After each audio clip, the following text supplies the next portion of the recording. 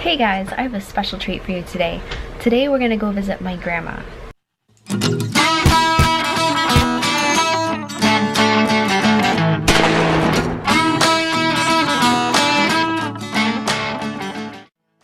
Now, as you may remember, or if you're new to this channel, you probably haven't heard, I didn't grow up farming.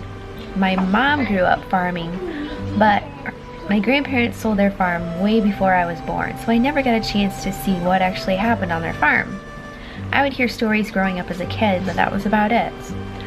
So my grandmother is now 93 years old, and I'm going over to go see her and see how she's doing, and I'm gonna ask her a little bit about her experience on the farm.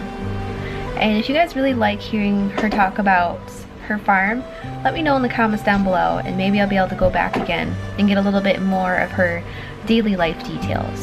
So here we are at my grandma's house. Hi, Grandma.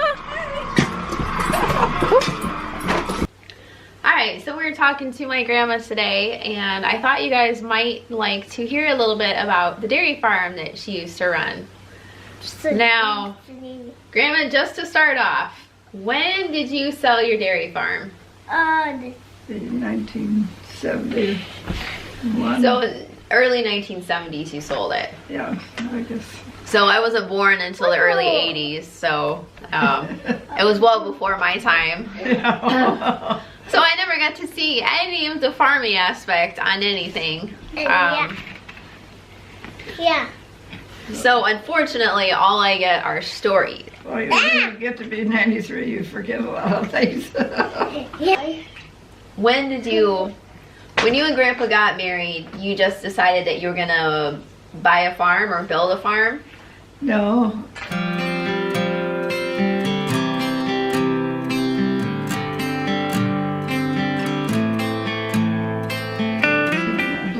Back then they figured if they had 3 cans of milk, they could make ends meet. 3 cans of milk? So how many gallons would that be, 3 cans of milk? 10-gallon cans. That'd be 30. 30 gallons of milk. Yeah. Wow. Well, things are a lot cheaper back then. 30 gallons of milk would pay the bills. There's a lot of dairy farmers that watch this too, so they're always interested in the back history. Then when his mother passed away,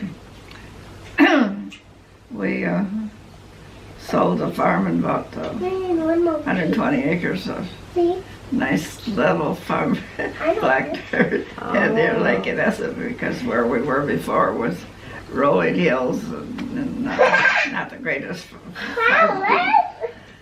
Yeah. 120 acres, and you told me that it had a house already on the property. Oh yeah, a house and barn, big barn, great big barn. So now, did you have plumbing in the house? Well, it did have a bathroom in it, praise the Lord, and had a cistern pump in the kitchen, and that was a wood stove in the kitchen. So cook stove. I knew all about cooking on a wood stove. Well, we started out with 12 cows, and then he was talking with a friend about purebred Holsteins and how much better they were than the great cows. So we sold all our cows. We bought some 6 or 7 purebred registered Holstein heifers. And from then on, that's how we got started into the purebred Holstein business.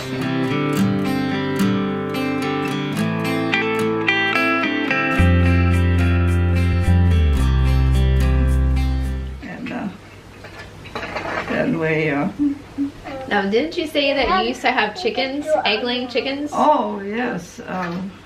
Before we back up again a few years while we're still out there in neutral. We buy 300 baby chicks every year. 300 every year? Yeah, and raise them up to laying hens.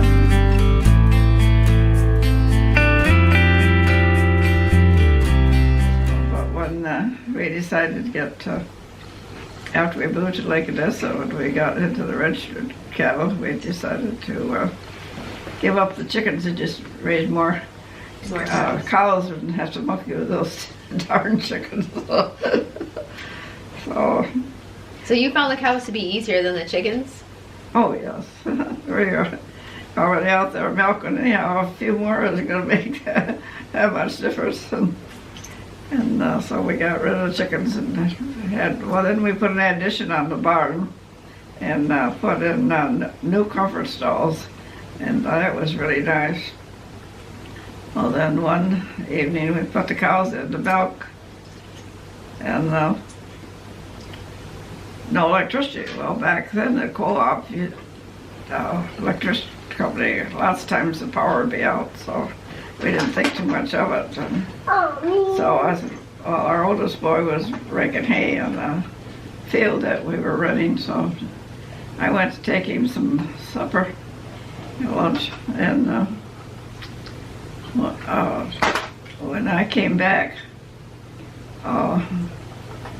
down the road towards our house, the roof vents on the big round roof vents on the barn roof all looked like chimneys. The smoke was pouring out of them, and so I pulled up by the house and jumped out and headed for the barn. And Ted said, well, when he put a new fuse in, it blew in his hands, and then they could smell smoke. So he sent young Tom in to call the fire department. And so we were trying to get he got the cows out. They hadn't milked them yet, the poor things. Aww. Couldn't figure out what was going on. We got the cows out, and then we was trying to get the young cattle, the calves. Some of them were tied up with ropes. Right. And so we had to cut them loose and get them out.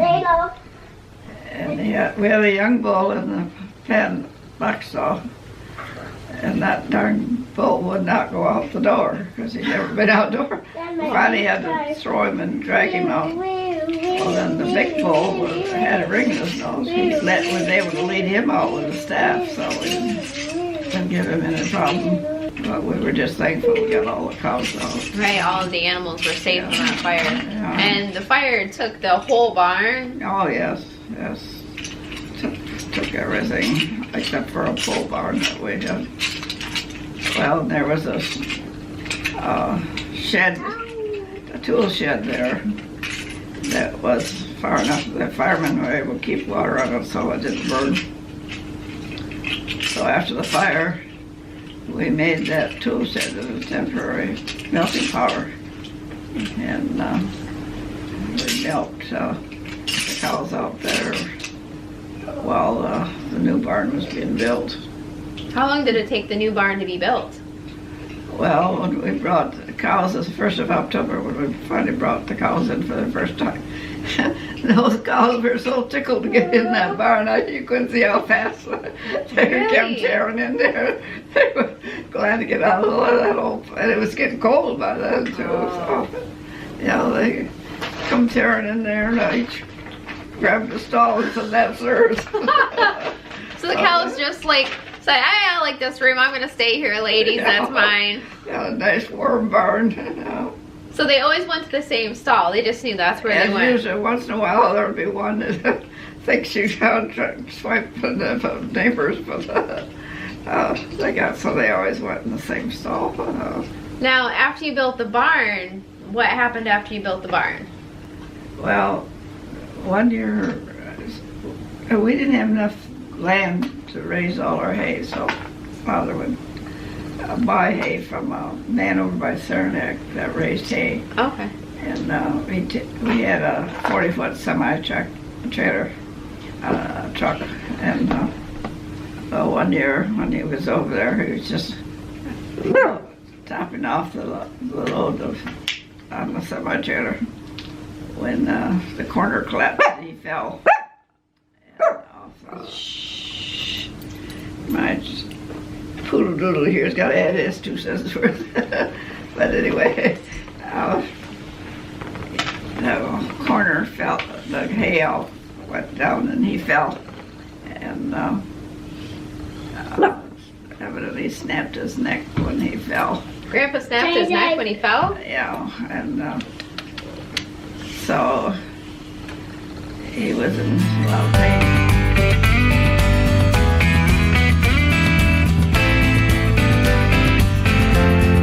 We sold him